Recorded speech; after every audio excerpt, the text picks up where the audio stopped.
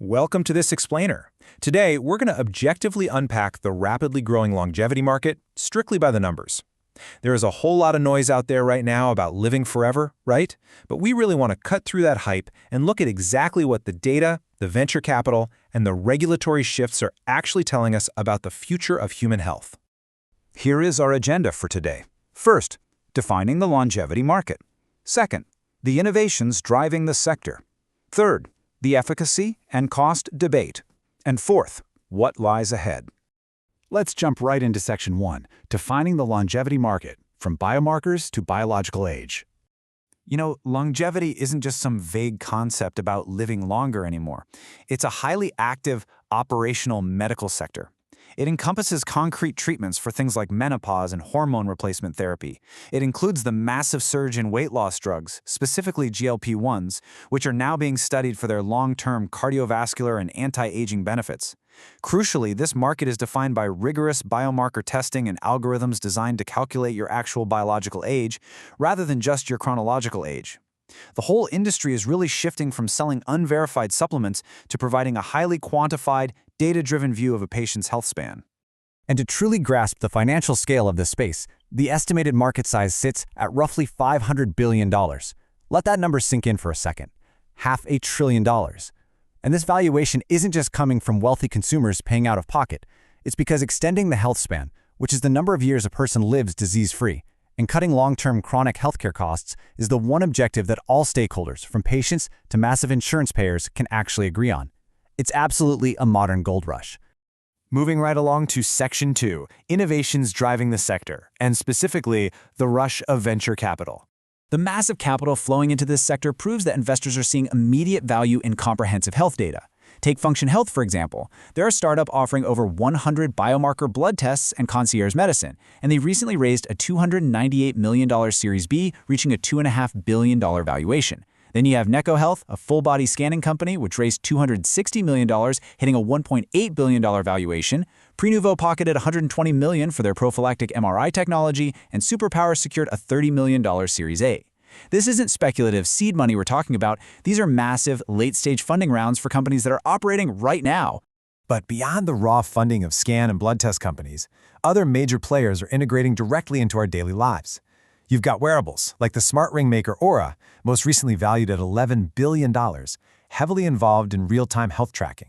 You have MiniHealth, which specifically tailors longevity offerings for women, which is already covered by payers, by the way, recently raising $50 million. And you have companies like 100 Health trying to build an entire health operating system to aggregate all this lab data. The fundamental takeaway here is that these companies are moving away from handing you a static PDF report. They're aiming to deliver measurable, repeatable, actionable clinical signals that actually change your care trajectory. Which brings us to Section 3, the efficacy and cost debate, hype versus help.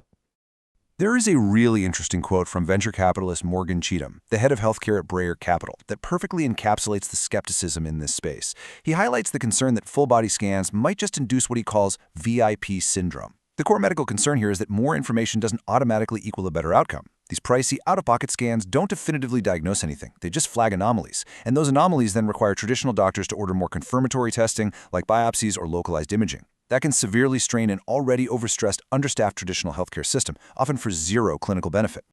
To put this into perspective, Cheatham actually experienced this firsthand. He's a healthy 30-year-old guy who decided to try a whole-body MRI, while the scan shocked him by flagging a potential need for a bilateral hip replacement, which is a major, life-altering surgery. But when he followed up with the traditional health system for a full diagnostic, he learned it was just a harmless anomaly requiring absolutely no treatment. This perfectly demonstrates how raw, hypersensitive data without deep clinical context can lead to massive false alarms. So the crucial point is objectively weighing these two realities. On one side, we have undeniable, life-saving early detection successes. Biotech VC veteran Robert Nelson publicly credits a Prenuvo scan for catching his thyroid cancer early, long before he had any symptoms. But on the exact opposite side, you have high-profile lawsuits. Recently, a patient sued Prenuvo alleging the scan completely missed severe signs of trouble in his cerebral arteries, leading to a massive stroke shortly after he was given a clean bill of health. False positives cause anxiety and waste thousands of dollars? Sure, but a false negative that provides a false sense of security? That can be fatal. Ultimately, industry insiders and skeptics agree that the technology is fascinating and potentially game-changing. But, as Cheatham points out, it's a worthwhile experiment, but we need to study it and measure it. Rigorous clinical studies are desperately needed to prove efficacy, and that's uniquely difficult in this sector because definitively proving that an intervention extends a human lifespan takes decades of tracking. We need peer-reviewed evidence showing that these tools actually extend healthy life, rather than just creating a cycle of endless testing. Let's move to our final segment, Section 4. What lies ahead? Government pilots and regulatory shifts. If these tools are ever going to go mainstream, they absolutely need support from the Centers for Medicare and Medicaid Services, or CMS. And the federal government is quietly building a fast lane for this tech. They've introduced a coordinated pipeline. Step 1 is the Access Program. That's a massive 10-year model from CMS that pays providers to manage chronic conditions with tech, but payments are linked strictly to positive patient outcomes. Step 2 is Tempo, an FDA pilot that allows a select group of not yet authorized medical devices to be used within Access to gather real-world data safely. And Step 3 is MAHA Elevate. Let's look a bit closer at MAHA Elevate, because it directly targets the longevity market we've been discussing. It is a $100 million, 3-year initiative designed to fund up to 30 pilot programs. What's truly fascinating is what it evaluates. Interventions like intensive nutrition, targeted physical activity, and stress management. These are functional, lifestyle medicines that traditional Medicare does not currently cover. The government is literally putting $100 million on the table to see if funding lifestyle changes up front prevents massive hospital bills down the road.